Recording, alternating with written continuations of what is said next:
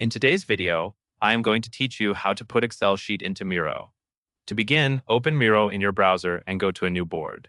You can start with a blank board, or you can use an existing template, but a clean board often makes it easier to position your content once it is uploaded. Once the board loads, take a moment to confirm you are in the correct workspace and that you have editing access, since uploading files requires permission to add content to the canvas. Next, look to the main toolbar on your board and find the option for Tools, Media, and Integrations. This area is where Miro keeps the features that let you bring outside content onto your board, like documents and files stored on your computer. Click Tools, Media, and Integrations to open the menu.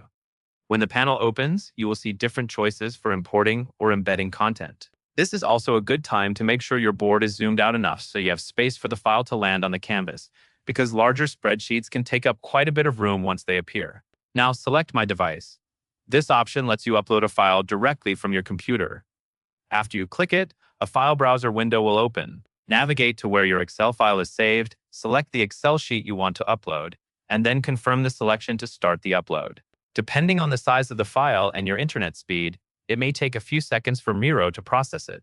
Once the upload finishes, the Excel sheet will be placed onto your Miro board as an object on the canvas. From there, you can click and drag to reposition it wherever you want.